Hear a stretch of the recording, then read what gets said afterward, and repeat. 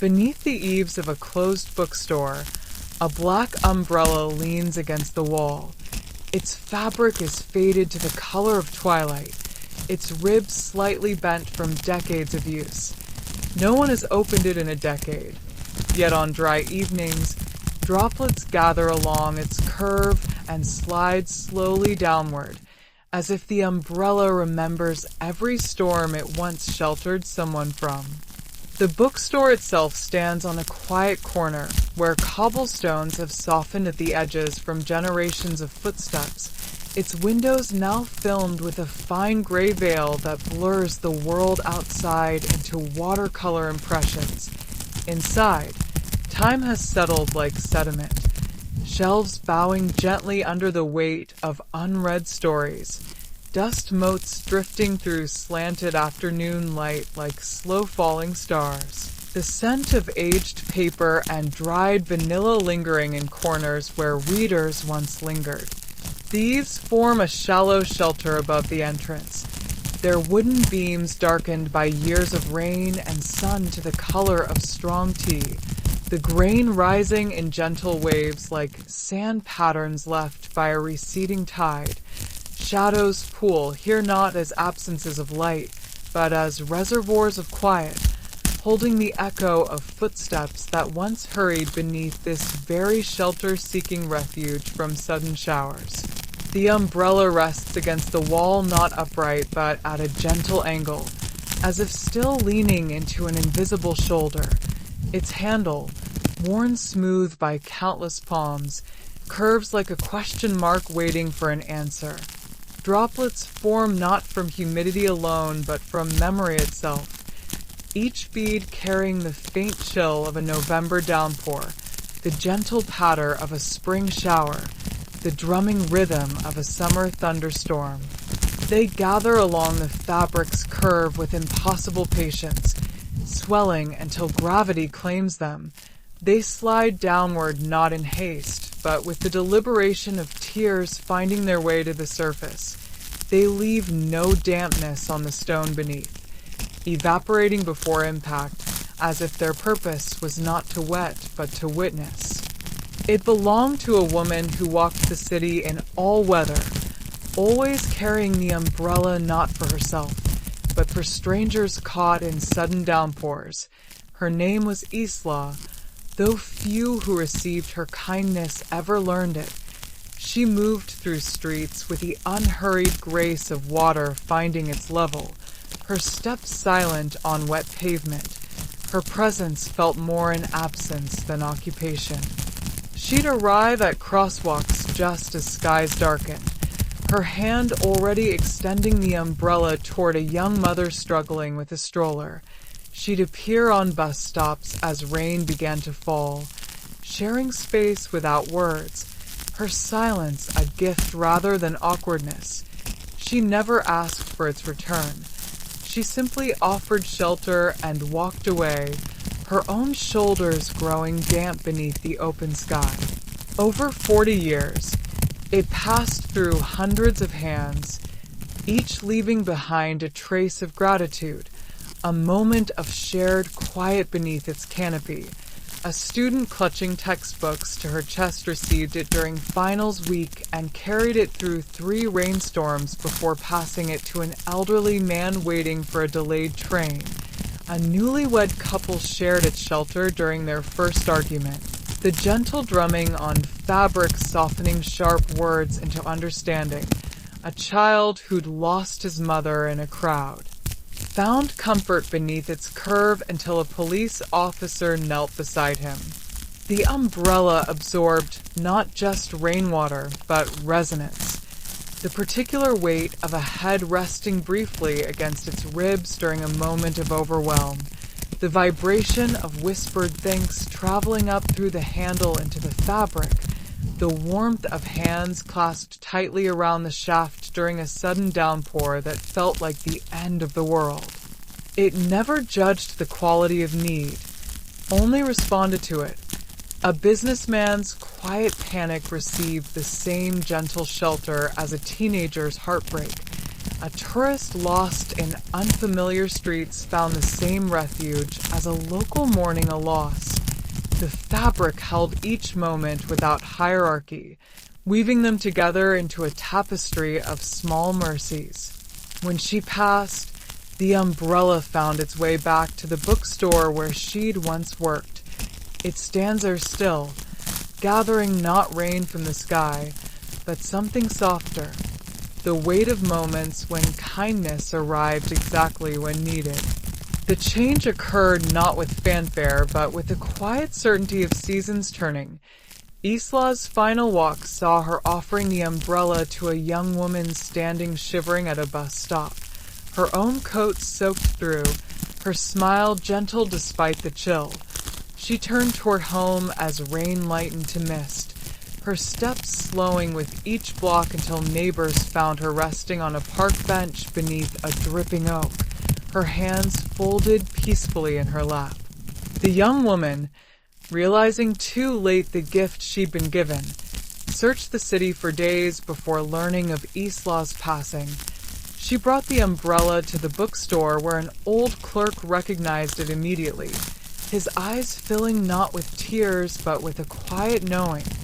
He placed it beneath the eaves with hands that trembled slightly, understanding that some objects carry more than their weight. Years passed. The bookstore closed when the clerk retired with no successor. Dust settled on shelves and counters with the patient accumulation of forgotten hours. Yet the umbrella remained untouched by decay, its fabric staying dry despite the droplets that formed each evening, its ribs holding their gentle curve as if still cradling invisible shoulders. The droplets continued their quiet appearance not as hauntings but as honors, a daily acknowledgement that some kindnesses ripple outward long after the hand that offered them has stilled. They appeared not for spectacle but for solace, not for everyone but for those whose hearts carried the particular weight of unshed tears. A man stood beneath the eaves one evening after receiving news that hollowed him out. Not tragedy, but the quiet dissolution of a dream he'd carried for years. His name was Julian, though he'd begun to feel like a collection of abandoned plans rather than a person. A series of projects started but never finished, applications submitted but never answered, hopes nurtured but never realized. He worked as a graphic designer in a small studio where creativity was measured in billable hours, his days spent shaping other people's visions while his own gathered dust in sketchbooks stacked beneath his bed.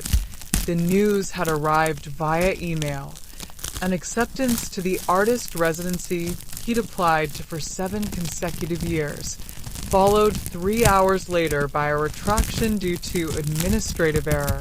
The words had not shattered him but hollowed him, carving out a space beneath his ribs where something vital had once lived.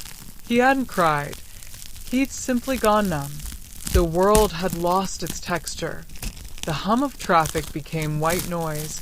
The faces of passers-by blurred into smudges of color. The taste of coffee turned to ash on his tongue. He'd walked without destination through streets that felt both familiar and alien, his feet carrying him beyond office districts and shopping centers until pavement gave way to quieter lanes lined with bookshops and bakeries. As he passed the bookstore, the umbrella trembled against the wall. Not a violent shudder, but a gentle vibration, like a leaf stirred by breath rather than wind. A single droplet fell from its edge and landed on his wrist. Cool, gentle, real. The sensation traveled up his arm not as shock but as recognition, a reminder that his skin could still feel, that his nerves still carried messages from the world to his consciousness. He stopped without conscious decision, his body responding to the droplet's touch before his mind could form a thought. He didn't look up. He simply stood there as more droplets gathered. Not enough to wet his clothes, but enough to trace delicate paths down his forearm. each bead carrying the faint chill of remembered rainstorms. They did not demand attention, but offered it, tiny anchors pulling him back into his body, back into the present moment, back into the truth that he was still here, still breathing, still capable of sensation. And in that reminder, something shifted. The numbness didn't vanish, but it softened at the edges, allowing a single tear to escape, then another. He cried quietly beneath the dry eaves, the umbrella curving above him like a promise, not of happiness to come, but of feeling permitted to flow. The tears were not dramatic, but quiet, the kind that comes from deep reservoirs long dammed, the slow leak of disappointment held back through client meetings and family dinners and nights lying awake while pretending to sleep. His shoulders shook with the effort of silence, his breath catching in rhythms that matched neither heartbeat nor passing footsteps. He pressed his palm against the bookstore wall for support, his fingers finding grooves worn smooth by generations of hands. The umbrella's droplets continued their gentle descent, each one landing with impossible precision on his skin, not random but resonant, as if the fabric itself understood the exact pressure needed to break through numbness without overwhelming. He didn't pray or make wishes. He simply existed within the shelter, allowing the droplets to hold what he could no longer carry alone. Memories surfaced not as sharp pains, but as gentle impressions, the particular quality of light in his childhood bedroom when he first decided to become an artist, the weight of his father's hand on his shoulder after his first rejection letter, the quiet certainty that had once lived in his chest before years of near misses had worn it thin. The umbrella did not erase his loss. It simply created space for it to be felt without judgment. It offered no solutions, no silver linings, no promises of better opportunities ahead. It simply held him in that moment, curving above him like a small, dark sky beneath which grief could move at its own pace. When he finally walked away, his shoulders were lighter, not because the loss had disappeared, but because he'd been allowed to feel it fully, without judgment or rush. The walk home felt different not because the streets had changed, but because his relationship to them had shifted. Lamplight caught rain puddles in fractured gold. The scent of baking bread drifted from an open cafe door. The distant laughter of friends sharing a table sounded not like mockery, but like music. He did not feel hopeful. He felt present, and in that presence, possibilities stirred like seeds beneath winter soil. He didn't apply for another residency that night or the next. He simply opened his sketchbook for the first time in months and drew a single line, not toward a finished piece, but toward the act of beginning again. The line curved gently, echoing the umbrella's arc, a small homage to the shelter that had reminded him he could still feel. The umbrella remained, droplets evaporating slowly in the evening air. It doesn't dry tears. It simply offers shelter for the moment they fall, a small, curved sky beneath which grief may move at its own pace. It asks nothing in return. No gratitude, no transformation, no promise to heal. It simply stands ready for the next soul who passes hollowed out by quiet dissolutions, whose numbness has grown too heavy to carry alone. A delivery driver grieving a missed birthday with her daughter finds droplets gathering as she waits for a light to change. An old man mourning the slow fading of his wife's memory feels the umbrella tremble as he passes on his evening walk. These encounters share a common thread, not resolution, but release. The umbrella does not promise that dreams will be realized or losses restored. It simply reminds us that feeling is not failure, that to weep beneath a dry eave is not weakness, but courage. And sometimes that shelter is the first kindness we receive on the way back to ourselves. Not because it fixes what is broken, but because it honors the breaking itself. Not because it promises dryness ahead, but because it offers companionship in the rain we carry within.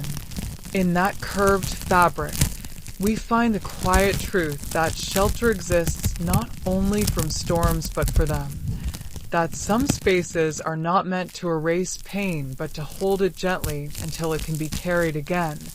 And in that holding, we discover we were never truly alone in our sorrow, only waiting for a small, dark sky to remind us that even the heaviest rain eventually finds its way to earth. And from that earth, new growth begins, not despite the storm, but because of the shelter that allowed it to fall completely.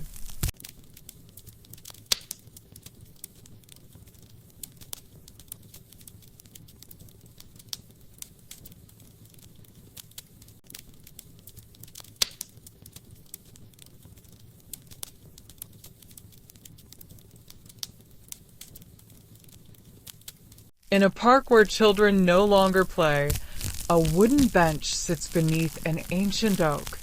Its planks are smooth from use, its legs sunk slightly into the earth as if the ground has embraced it over time. No plaque marks it, no name is carved into its surface. Yet people who sit here often stay longer than intended, not because of the view, but because the bench seems to understand the weight of unsaid things. The park itself rests in a gentle hollow between rolling hills, its pathways worn smooth by generations of footsteps now faded to faint impressions in the grass. Dandelions push through cracks in the paving stones with quiet persistence, their yellow heads nodding in rhythms that match the slow pulse of afternoon light. The air carries the dry perfume of fallen leaves and damp soil, mingling with the faint mineral scent of the stone fountain that hasn't flowed in decades. Shadows pool beneath the oak's canopy not as absences of light, but as reservoirs of quiet, holding the echo of laughter that once rose from this very spot. The bench occupies a natural clearing where sunlight filters through layered branches in shifting patterns that mark time more gently than any clock. Its wood, once rough-hewn pine, has been polished by decades of contact into surfaces that hold the memory of every body that has rested here. The slight indentation where a child once bounced. Impatiently, the smooth curve where an elder's cane rested between steps, the gentle hollow where countless backs have leaned into solitude. The oak above stretches its branches in patient arcs, leaves rustling with a sound like pages turning in a book no one is reading. Acorns fall at irregular intervals, their soft thuds punctuating the silence without breaking it. Roots rise from the earth in gentle waves, creating natural footrests worn smooth by generations of souls seeking rest. Time here is measured not in minutes, but in the slow arc of light across the bench's planks, the gradual deepening of shadows as afternoon softens. Into evening, the patient accumulation of moss on the northern side of the trunk. No draft stirs the air beneath the canopy on still days. Yet the leaves continue their soft rustling, a sound that seems to originate not in wind but in the space between heartbeats.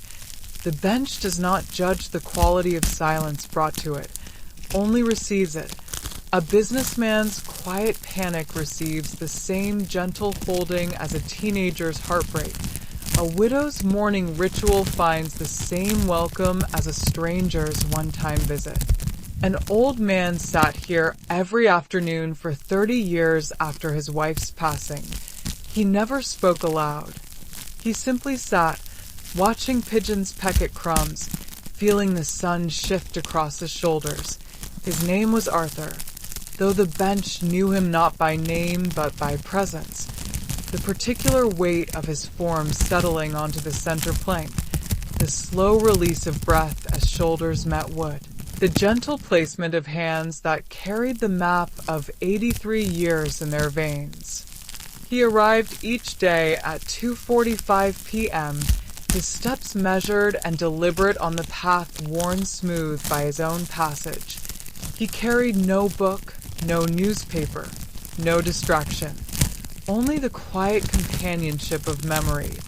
He'd lower himself onto the bench with a soft exhale that seemed to say both hello and goodbye in the same breath. For the first 15 minutes, he'd simply exist, eyes closed, face turned toward the sun's warmth, body absorbing light as if storing it for darker hours. At 3:02 p.m., he'd open his eyes and watch the pigeons gather without scattering them, his stillness becoming part of their landscape. At 3:17 p.m., he'd rest his hands palm up on his knees, a gesture not of surrender but of receiving, as if catching something invisible the air offered only at that precise moment.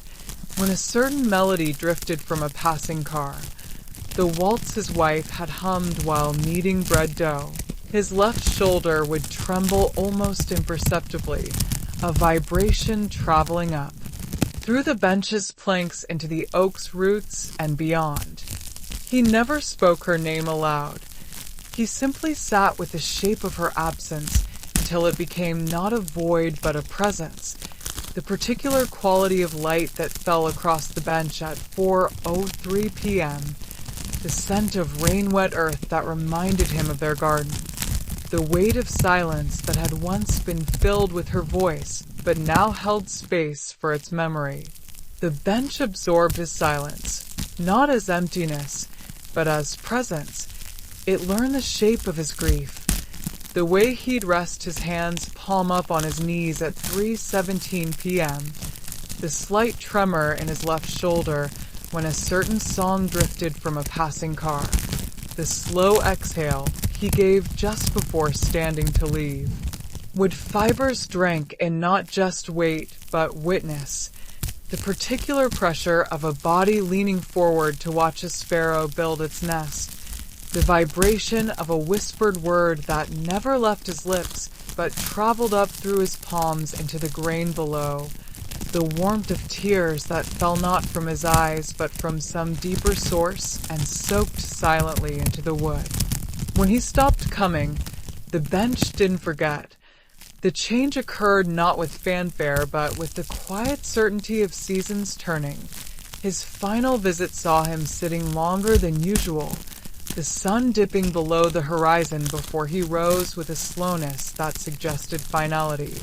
He placed a single hand on the bench's armrest for a long moment, not a farewell but an acknowledgement, and walked away without looking back. For 3 days the bench sat empty beneath the oak, its planks holding the ghost imprint of his form. On the 4th afternoon, as light softened toward evening, the wood seemed to settle deeper into the earth, not with grief, but with continuity. The indentation where he'd sat remained, not as absence, but as invitation. The bench did not grow lonely in its solitude. It simply waited, its smooth surface holding space for the next soul who would need to sit with unsaid things. A woman sat there last autumn after a miscarriage she hadn't told anyone about. Her name was Lena, though she'd begun to feel like a collection of secrets rather than a person. A series of smiles offered on command, conversations steered away from certain topics, silences maintained with practiced ease.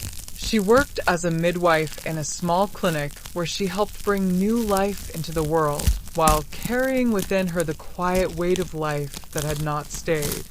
She'd come to the park to escape the pitying glances of friends who knew, the cheerful baby showers she'd been invited to, the relentless optimism of a world that assumed every ending could be reframed as a beginning.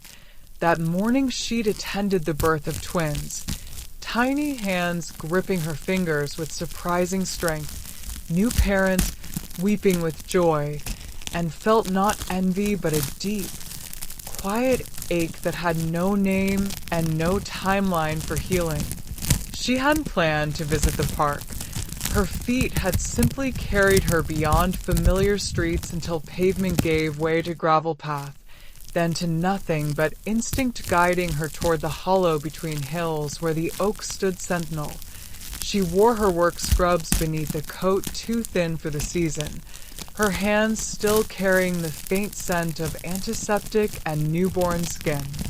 She sank onto the bench, exhausted by the performance of being fine. The wood accepted her weight without protest, its smooth surface cool against her palms as she rested them exactly where Arthur's had rested for 30 years. She didn't cry. She didn't speak. She simply sat.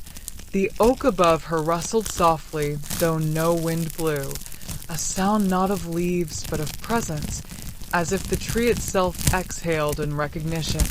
Sunlight dappled her lap in patterns that shifted like breath, warm spots moving across her thighs in rhythms that matched the slow unwinding of tension in her shoulders. For 40 minutes, she existed without explanation, without timeline, without expectation to heal. The bench held her, not with pressure, but with stillness. It did not demand tears or words or transformation. It simply offered the radical permission to be exactly as she was in that moment, grieving, whole, contradictory, human. Her breathing gradually deepened from the shallow rhythm she'd maintained for weeks, her jaw unclenched without conscious effort. The tightness in her chest began to soften at the edges, not vanishing but changing texture, becoming something she could hold without breaking beneath it. She thought not of the loss itself, but of the brief, fierce love that had lived within her for those short weeks, the certainty that had bloomed in her chest when the test turned positive, the quiet conversations she'd held with the life growing inside her, the names she'd whispered in the dark. These memories surfaced not as sharp pains, but as gentle impressions. The particular warmth of morning light on her bedroom wall the day she'd learned she was pregnant, the weight of her partner's hand on her belly during their first ultrasound, the quiet joy that had lived in her bones before the bleeding began. The bench held these impressions without judgment, without urging her to move on, or find meaning, or trust the process. The oak's leaves continued their soft rustling, a sound that seemed to say, "This too is part of being alive. This too deserves witness. This too may rest here without being solved." When she rose to leave, her body felt different, not lighter, but integrated. The loss hadn't vanished, but it no longer felt like something she had to carry alone. Walking back through the park, she noticed details she'd missed for months. The intricate pattern of veins in a fallen leaf, the patient industry of ants carrying crumbs twice their size, the gentle slope of the land toward the distant hills. She didn't call her partner or schedule therapy or make grand declarations about healing. She simply returned to her apartment and boiled water for tea, her movements slower but more present than they'd been in weeks. That evening she opened her journal for the first time since the miscarriage and wrote a single sentence, not about loss or hope or timeline, but about the quality of light beneath the oak at 4:17 p.m. She never returned to that bench. She didn't need to. The bench's gift was not a permanent sanctuary, but a moment of perfect holding, a single afternoon when silence was not emptiness, but companionship, when stillness was not stagnation, but integration. The bench continues its quiet work season after season, its planks smoothing further with each passing year. It does not discriminate by age or circumstance, only by the quality of silence brought to its threshold, A teenager mourning a friendship ended not by anger, but by distance, finds the wood warm beneath her palms. An old woman visiting weekly to feel close to her husband of 60 years feels the indentation where he once sat as if he'd just risen. These encounters share a common thread, not resolution, but recognition. The bench does not promise healing or offer explanations. It simply provides a space where sorrow can be held without judgment, where silence can exist without demanding transformation. And in that rest, we remember how to breathe again, not because the weight has lifted, but because we've been allowed to set it down for a moment without fear of what will become when we pick it up again. The bench teaches us that some spaces exist not to fix what's broken, but to honor its breaking, to hold the fragments gently until we're ready to carry them differently. Beneath that ancient oak, we discover the quiet truth that witness silence is itself a form of love, not the loud, demanding love that seeks to rescue or repair, but the soft, steadfast love that says simply, I am here. You are here. This moment matters. And in that shared presence, we find the courage to continue, not despite our sorrow, but carrying it with a tenderness we didn't know we possessed. A stillness that requires no words, no solutions, no timeline, only the radical gift of being, held exactly as we are in the space between heartbeats.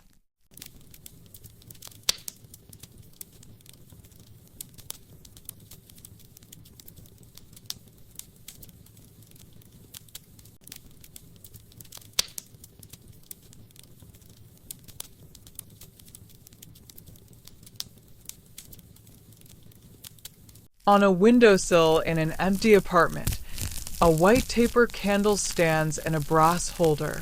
Its wax is smooth, unmarked by fire.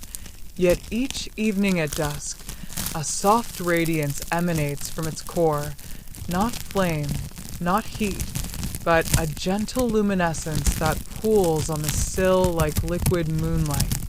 The apartment itself rests on the third floor of a brick building whose fire escapes curl against the facade like iron vines, its windows facing west to catch the last light of day as it bleeds from gold to violet to deep indigo. Dust motes drift through slanted beams that cut across floorboards worn smooth by generations of footsteps, each particle catching fire for a moment before dissolving back into the hush. The air carries the dry perfume of aged timber and dried lavender tucked into windowsill cracks decades ago, mingling with the faint mineral scent of river stone that forms the building's foundation. The windowsill is wide enough to hold not just the candle, but small treasures left by previous tenants, a smooth river stone, a single blue feather, a tarnished key that no longer fits any lock.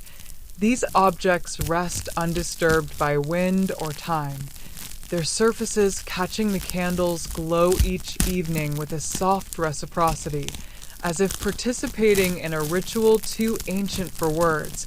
Shadows pool in the corners where walls meet floor, not as absences of light, but as reservoirs of quiet, holding the echo of lullabies hummed in this room, of whispered promises made in darkness, of breaths drawn and released in rhythms that once matched the turning of seasons. The candle itself stands 16 inches tall, its wax poured from beeswax harvested from hives that once thrived on the city's outskirts, its surface holding the faint translucence of sea glass worn smooth by tides. The brass holder beneath it is tarnished to the color of old honey, its base engraved with a single word in a language no living person speaks fluently, but whose meaning is felt rather than translated. Remain. When fingertips approach without touching, warmth radiates before. Contact is made, not the dry heat of flame, but the gentle warmth of skin that has absorbed afternoon sun, a living temperature that speaks of continuity rather than combustion. At dusk, when the last sliver of sun vanishes below the horizon, the glow begins not suddenly but gradually, like breath condensing in cold air. It rises from the candle's core in slow pulses that match neither heartbeat nor breath, but something older, the gentle expansion and contraction of presence itself. The light casts no sharp edges upon the floorboards, but dissolves into the wood grain, becoming part of the surface it touches, as if the radiance and the timber have reached in. Understanding over years of quiet communion. No one lives in the apartment now, but those who pass by on quiet nights report a pull toward that upper window, a sensation of being almost remembered. The apartment belonged to a midwife who lit candles not for light, but for presence. Her name was Alara, though most who came to her knew her simply as the woman on the third floor, a title spoken with a quiet reverence reserved for those who have witnessed life's most vulnerable thresholds. She moved through her apartment with the unhurried grace of water finding its level, her hands mapped with fine blue veins and knuckles softened by years, performing rituals that required no conscious thought. She'd arrived before dawn when mist still clung to the streets below, unlocking the heavy oak door with a key worn smooth by generations of palms, while other birth attendants in the city prized efficiency and clinical precision. Alara cultivated stillness, the particular quality of attention that allows a laboring woman to find her own rhythm without interference. The gentle certainty that some processes cannot be hurried without harm. Her remedies were not always herbs or compresses. Sometimes they were silence, sometimes a hand resting lightly on a shoulder, sometimes the simple act of lighting a single candle and placing it where it could be seen without demanding attention. During long labors, she'd place a single candle in the corner of the room, not to illuminate, but to anchor. A flame doesn't rush a birth, she'd tell nervous parents, her voice low and steady as river stone. It simply stays, and that staying is a kind of strength. She understood that presence itself could be medicine, that the quiet witness of a steady light could calm a racing heart, slow panicked breathing, remind a body that it was not alone in its work. Over decades, she attended hundreds of arrivals into the world, each marked by the quiet witness of candlelight. A banker's wife clutching her husband's hand through 16 hours of labor found her rhythm by watching the flames' gentle dance. A teenage mother giving birth alone except for Alara felt the candle's presence as a stand-in for the family she'd lost. An immigrant woman who spoke no English communicated her needs through glances at the flame, its steadiness saying what words could not. "You are safe here. Your body knows what to do. I will not leave." The candles themselves were never special beyond their simplicity. Plain tapers purchased by the dozen from a shop that no longer exists, their only distinction being that Alara never blew them out but allowed them to burn down completely, their wax pooling and hardening into unique landscapes that she'd save in a wooden box beneath her bed. Each hardened pool held the memory of a specific birth, the frantic energy of a precipitous labor captured in jagged edges, the slow unfolding of a posterior. Presentation preserved in gentle swirls, the peaceful arrival of a breech baby resting in smooth, circular forms. When she retired, she left one candle behind. It has never been lit with fire, but it has never stopped glowing.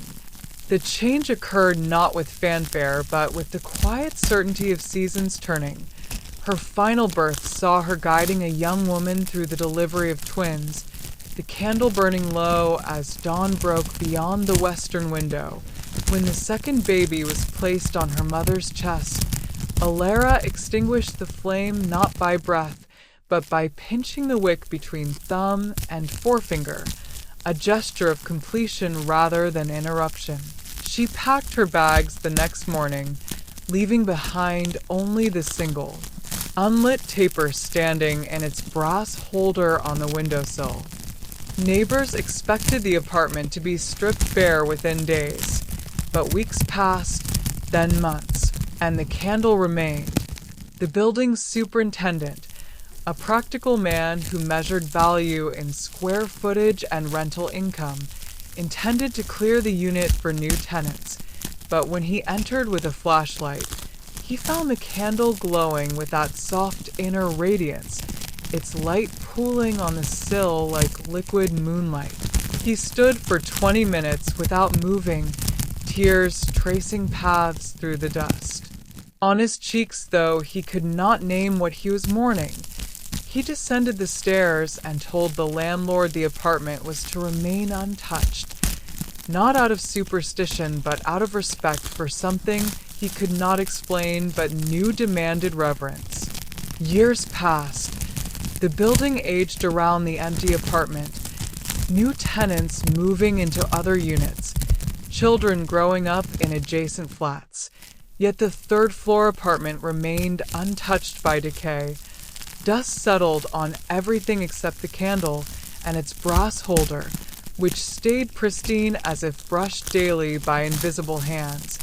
The glow continued its quiet appearance each dusk, not as haunting but as honoring, a daily acknowledgement that some presences persist beyond physical departure, that some lights burn without fuel because they are fed by attention itself. A new tenant moved in last winter, a writer paralyzed by a blank page, haunted by the fear that her best words were already behind her. Her name was Maya, though she begun to feel like a collection of abandoned drafts rather than a person, a series of notebooks filled with false starts, manuscripts abandoned at chapter 17, rejection letters filed in chronological order as if documenting a slow death. She'd published 2 novels in her 30s to modest acclaim, their sentences praised for their precision, their emotional landscapes for their honesty. But at 47, the words had simply stopped arriving, not with drama but with quiet finality, like a well running dry without warning.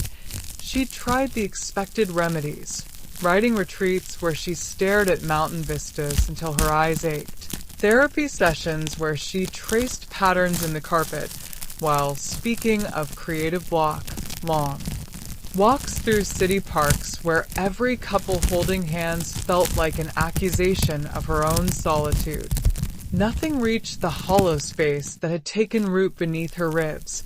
That winter had brought a particular sharpness to the silence, the early darkness pressing against windows, the muffled silence of snow-covered streets, the hollow echo of her own footsteps in rooms that held no other presence.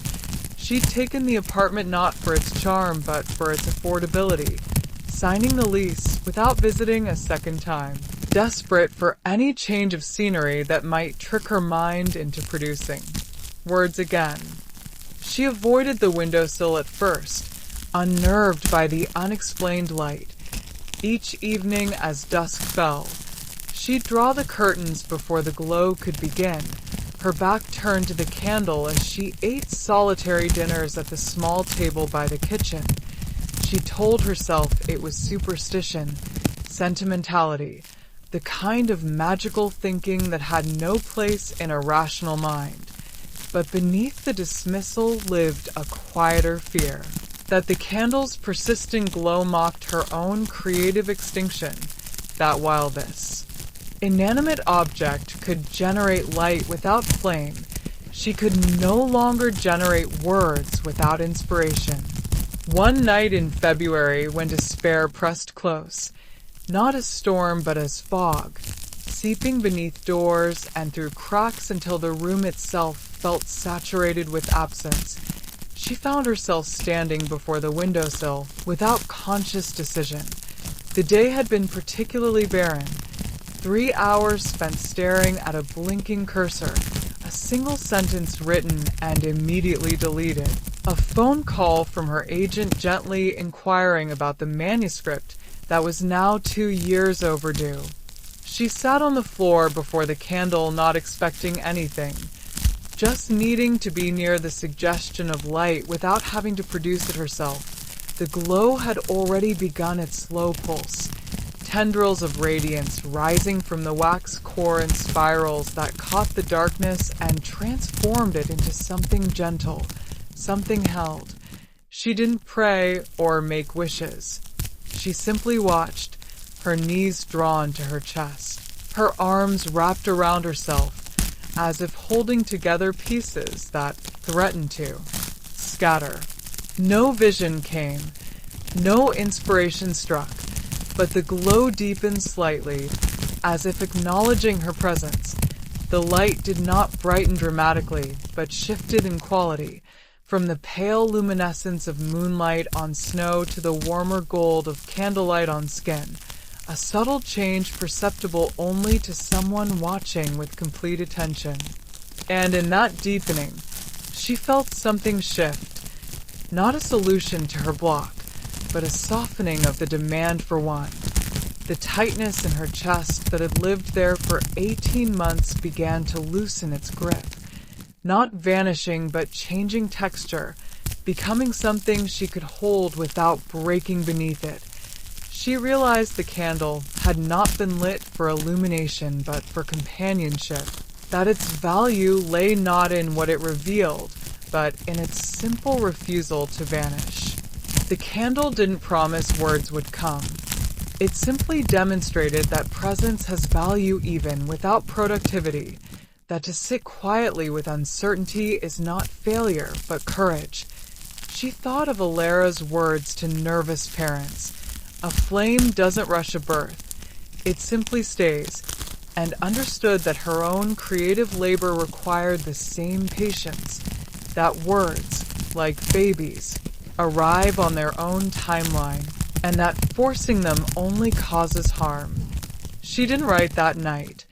She simply sat until her shoulders relaxed. The glow continued its gentle pulse, neither demanding nor offering, simply being. She watched until the radiance began to fade with the approach of midnight, its light receding not with suddenness, but with a gradual softening of breath before sleep. When she finally rose to leave, her body felt different, not lighter, but grounded. The despair had not vanished, but it no longer felt like something she had to fight alone. The next morning, she opened her notebook and wrote one sentence, then another, not brilliant, not perfect, but honest, and that was enough to begin again. The sentences were simple observations. The quality of light on the windowsill at 7:03 a.m., the sound of a neighbor's coffee grinder through the wall, the particular weight of silence in an empty room, but they were true. And truth felt like a foundation she could build upon. Weeks later, she began a new practice. Each evening at dusk, she'd sit before the candle for exactly 20 minutes, not to write, not to seek inspiration, simply to witness its glow without demanding it serve a purpose. She still struggled with blank pages. She still deleted more sentences than she kept. But the panic had receded, replaced by a quiet understanding that creativity, like birth, requires presence more than pressure. The candle continues its quiet glow each evening. It doesn't illuminate paths forward. It simply proves that darkness need not be absolute, that even in stillness, something may persist without demanding to be seen. It asks nothing in return, no prayers, no promises, no transformation. It simply offers what thresholds have always offered, a space to be witnessed without judgment, a reminder that some processes cannot be hurried without harm. A musician visiting the apartment to tune Maya's piano felt the glow deepen as he confessed his fear of performing again after a hand injury. A neighbor who'd lost her job sat on Maya's couch one evening and found herself speaking of shame she'd carried for months. The candle's light seeming to hold her words without judgment. These encounters share a common thread, not resolution, but recognition. The candle does not promise healing or offer explanations. It simply provides a space where uncertainty can be held without judgment, where stillness can exist without demanding transformation. And sometimes, that persistence is the only light we need to continue, not because it shows us the way forward, but because it reminds us that we are not alone in the dark, not because it promises dawn will come, but because it proves that even in the deepest night, something may burn without fuel, persist without praise, remain without reason. A quiet testament that presence itself is a form of courage, and that to simply stay, to simply be, is sometimes the most radical act of all.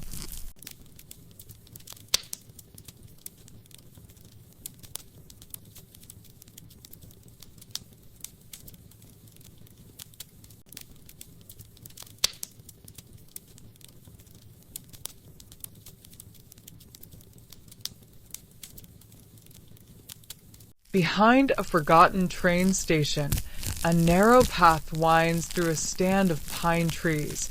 Its surface is soft with needles fallen over decades, their rust-red carpet muffling footsteps into whispers, its edges blurred by encroaching ferns that curl inward as if protecting the path's secrets from the wider world. The station itself stands with boarded windows and a clock frozen at 3:17.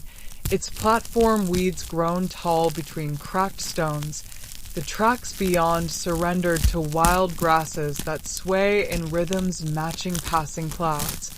The path begins where the station's shadow ends, a barely visible break in the tree line marked only by a single stone worn smooth by generations of passing souls.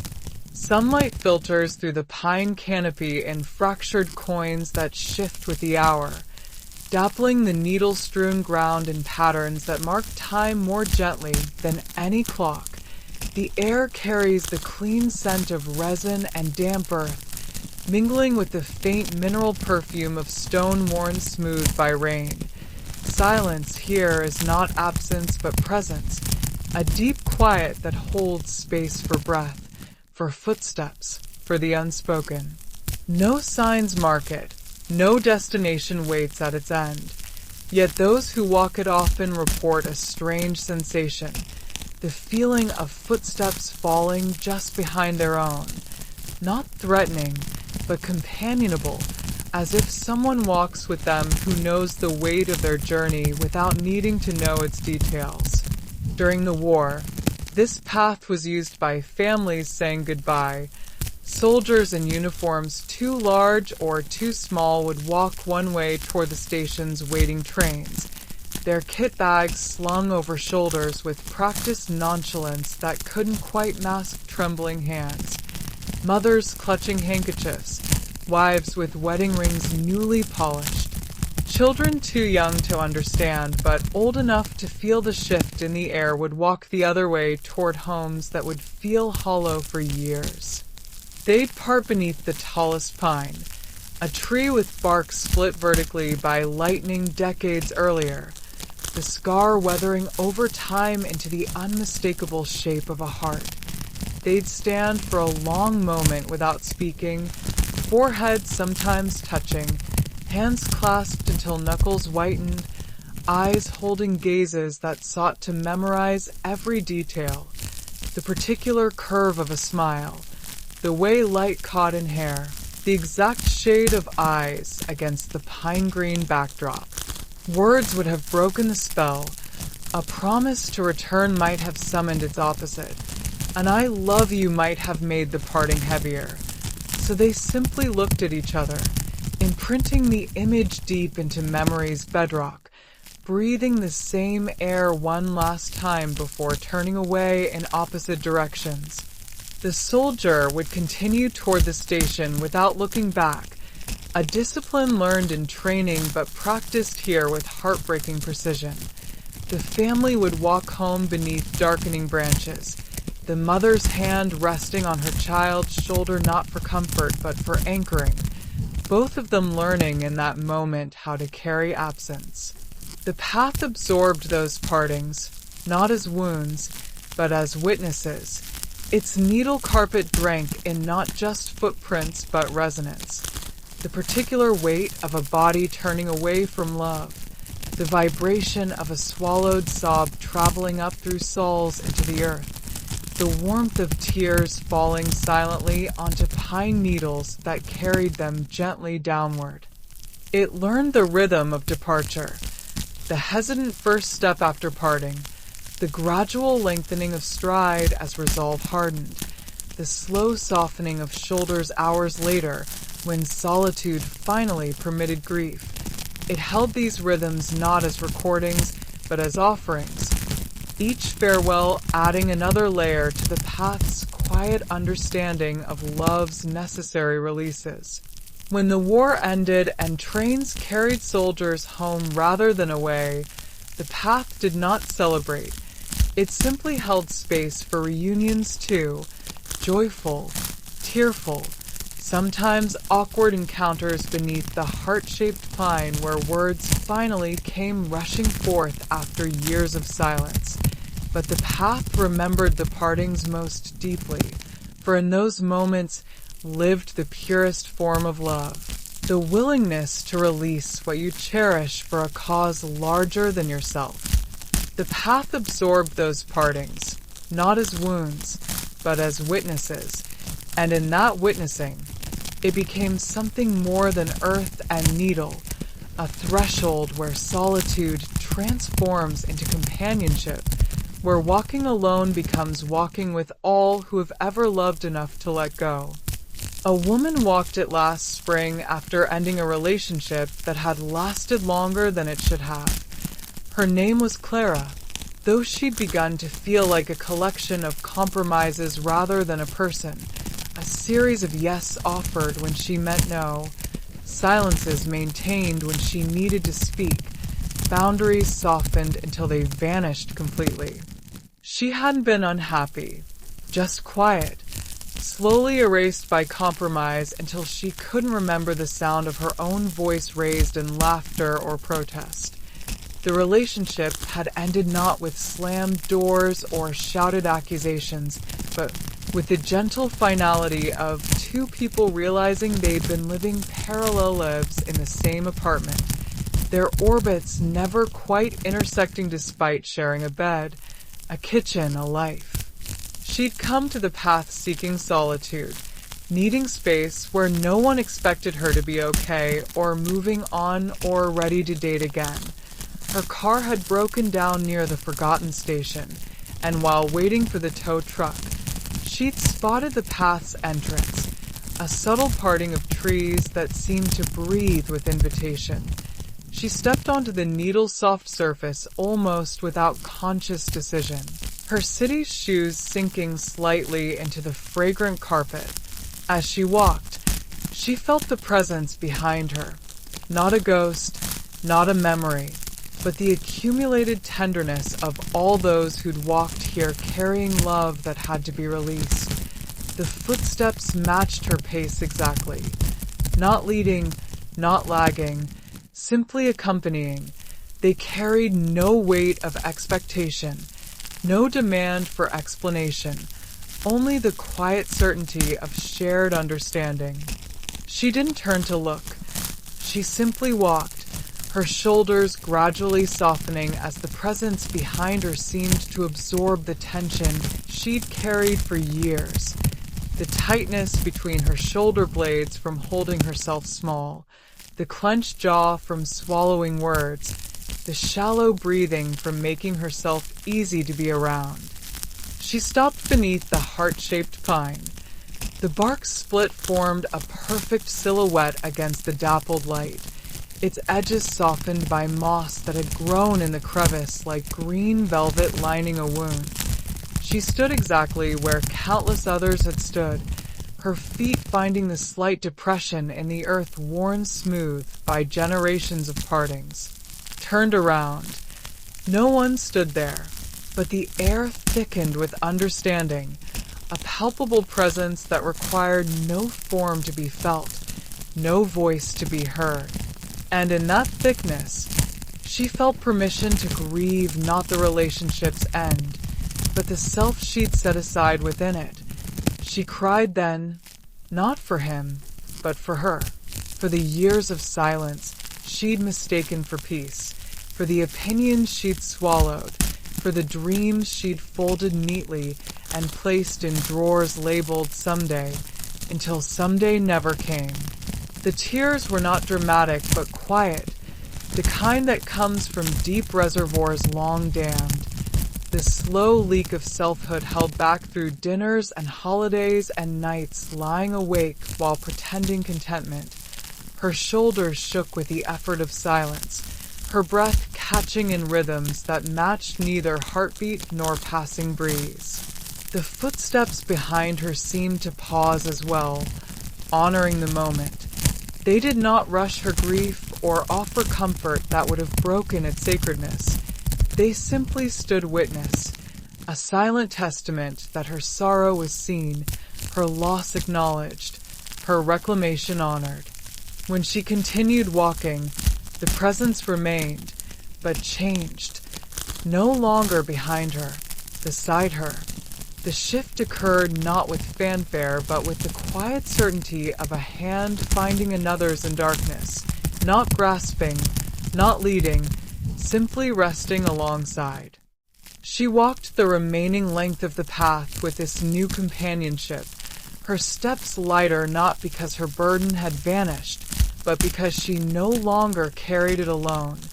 The pines seemed to lean inward slightly, their branches forming a cathedral of green through which afternoon light filtered in ever-brightening streams. She emerged from the pines into afternoon light feeling not healed, but accompanied. The loneliness hadn't vanished, but it had been met by something older and wiser than herself. The accumulated wisdom of all those who had walked this path carrying love that required release, who had learned that letting go is not failure but faith. The tow truck arrived minutes later. The mechanic chatted amiably about the weather as he hooked up her car. She answered with genuine presence rather than practiced politeness, her voice carrying a resonance it had lacked for years. Driving home, she rolled down the window and let the wind rush through the cabin, her hand resting on the sill not in tension but in ease. She never returned to the path. She carried its companionship with her instead. Weeks later, she began speaking up in meetings without rehearsing her words first. She canceled plans not out of obligation but out of genuine need for solitude. She bought paint and brushes and covered her living room wall with colors that had lived in her chest for decades but never reached her hands. Some journeys don't lead to destinations. They lead us back to ourselves, not through revelation, but through recognition that we have never truly walked alone. The path taught her that solitude and loneliness are not synonyms, that one can be alone in body while accompanied in spirit by all who have walked similar roads carrying similar weights. And that recognition, once felt, becomes a quiet companion for all paths that follow. Not a voice offering directions, not a hand pulling us forward, but a presence walking beside us that says simply, I know this terrain. You are not lost. Your grief is valid. Your reclamation is sacred. Keep walking. In the years that followed, Clara would sometimes feel that presence return. Not on forest paths, but in ordinary moments. Standing in a grocery line after a difficult conversation, sitting in a doctor's waiting room before test results, waking in the night with old fears circling. Each time, the sensation would arrive not as memory, but as companionship, the gentle certainty that she walked with all who had ever loved enough to release, grieved enough to grow, and chosen themselves after choosing. Others for too long. The path remains behind the forgotten station, its needle carpet softening with each season, its edges blurring further into the ferns. Trains no longer run on the tracks beyond, but the path continues its quiet work, welcoming those who arrive carrying the particular weight of necessary goodbyes, offering not destinations but companionship, not answers but acknowledgement. And beneath the heart-shaped pine, the earth holds the imprint of countless partings, not as scars, but as sacred ground where love's most difficult act, letting go, is honored not as failure but as faith, where those who walk alone discover they have never truly walked alone, accompanied not by ghosts, but by the living presence of all who have loved deeply enough to release gently, and in that release, found their way back to themselves.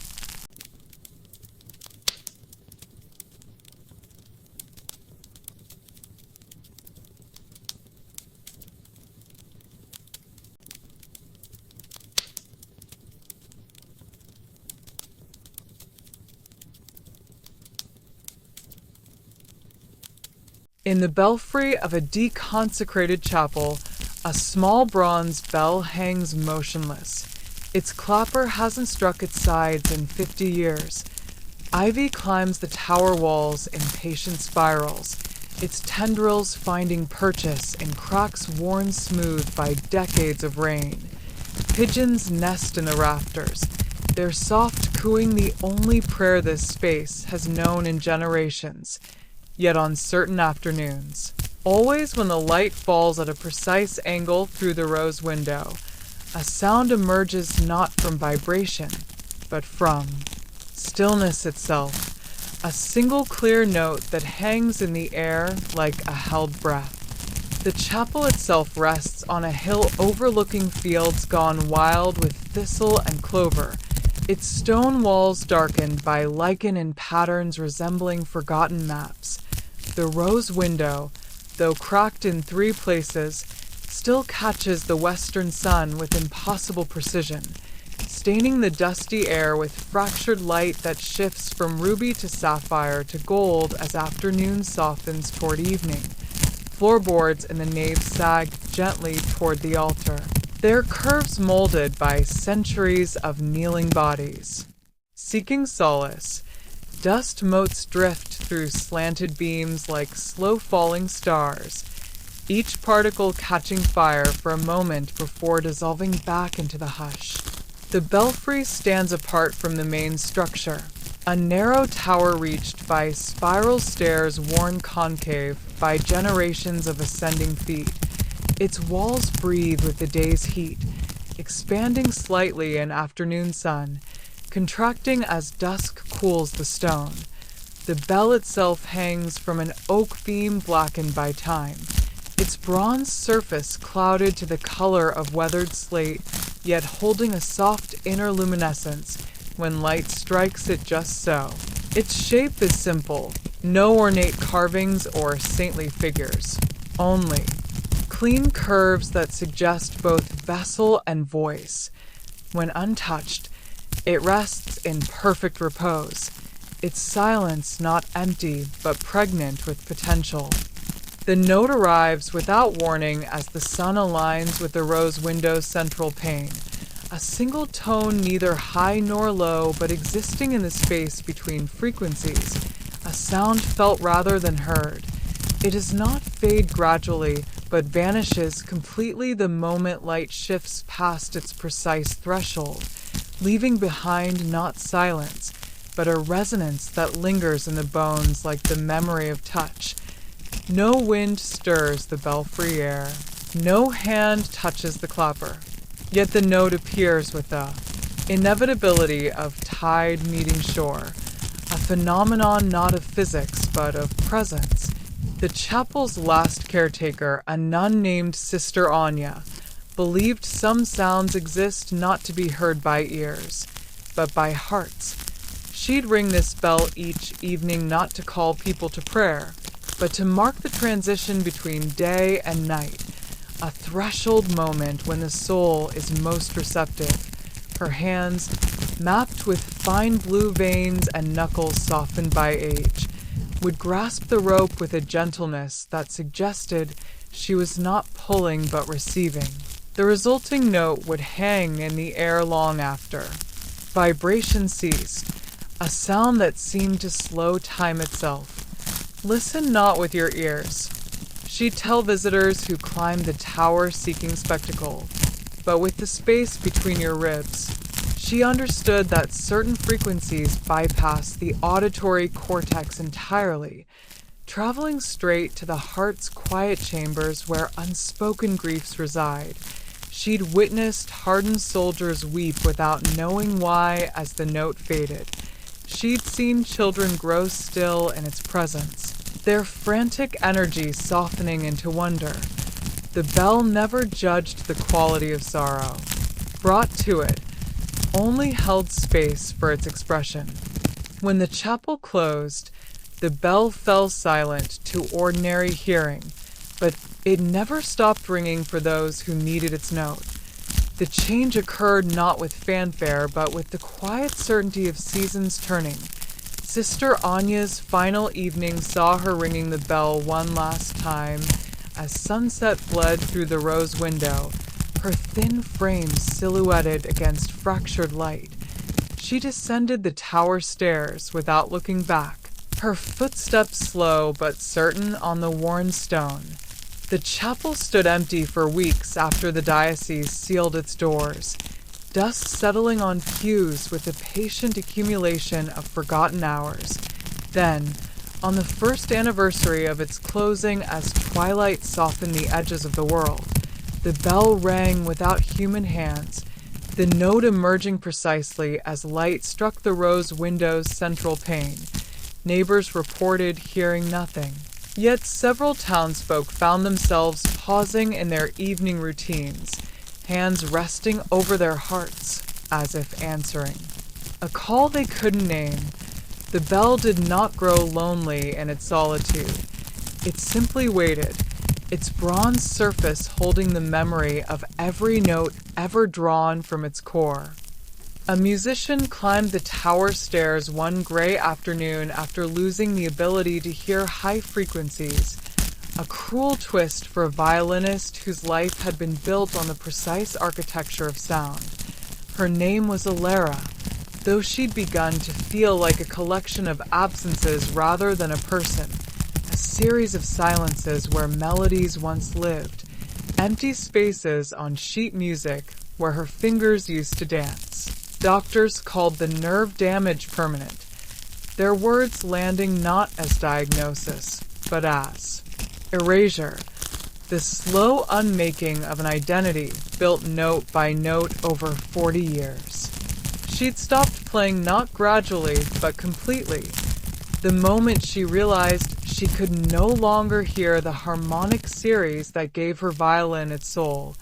She'd stopped listening to music altogether, finding even familiar symphonies distorted into dissonance that scraped against her raw nerves.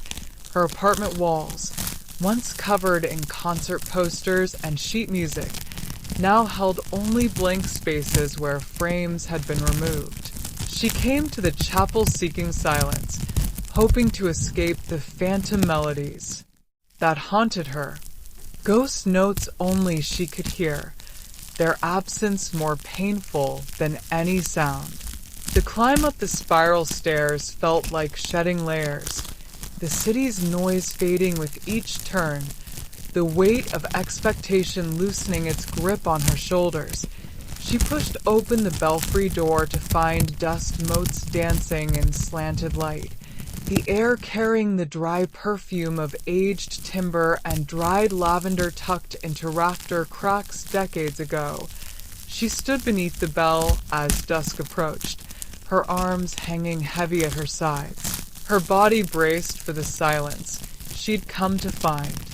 The light shifted through stained glass, not gradually, but in a single breath as the sun found its precise angle. A note appeared, not in her ears, but in her chest, a vibration traveling up through the soles of her boots into her bones, a resonance that bypassed damaged nerves entirely to speak directly to the marrow where music had first taken root. She didn't hear the note with her damaged ears. She felt it in her bones. The same bones that had once held a violin tucked beneath her chin, drawn a bow with practiced certainty, translated joy and sorrow into vibration that filled concert halls. The resonance carried no melody, no harmony, only pure presence, the essence of sound stripped of ornament, reduced to its most fundamental truth. That vibration itself is a form of love, and in that feeling, she understood. Music hadn't left her. It had simply changed form. It now lived not in air, but in memory, not in hearing, but in being. The note held her not with nostalgia, but with recognition, as if the bell itself understood that some languages transcend the senses that first learned them. She placed a hand on the bell's cool bronze. It didn't ring again. It didn't need to. The resonance had already done its work, not restoring what was lost, but revealing what remained. The body's memory of vibration, the heart's capacity to receive beauty through channels other than ears, the quiet truth that music exists not in sound alone, but in the space between player and instrument, between vibration and witness. Descending the tower, she didn't return to her violin that night, but she sat at her piano and pressed a single key, not to hear it, but to feel its vibration travel up her arm through bone and sinew into the space between her ribs. The note was muffled to her ears, distorted by her condition, yet perfect in her bones. A truth felt rather than heard. She pressed another key, then another, not composing but communing. And that was enough to begin again. The bell continues its silent ringing each afternoon when light finds its precise angle. It doesn't restore what's lost. It reminds us that loss transforms rather than erases, that what we loved deeply finds new ways to reach us when we're ready to listen differently. A deaf poet visiting the chapel felt the note as a pressure behind her eyes that translated into perfect iambic pentameter. A grieving widower heard nothing, yet found himself humming a lullaby his wife had sung decades earlier. The bell asks nothing in return. No prayers, no promises, no transformation. It simply offers what thresholds have always offered. A moment of perfect resonance where the boundary between inner and outer worlds softens enough for grace to pass through. And sometimes that reminder arrives not as a sound, but as a resonance, a single note held in the space between heartbeats where love continues, quietly, long after the music seems to have ended, not as echo but as essence, not as memory but as presence, a vibration that requires no ears to be heard because it speaks the oldest language of all. The language of bone knowing bone, heart recognizing heart, silence understanding silence. A truth that needs no translation because it arrives already. Whole, already home. Already singing in the quiet chambers where we have always carried what we thought we'd lost.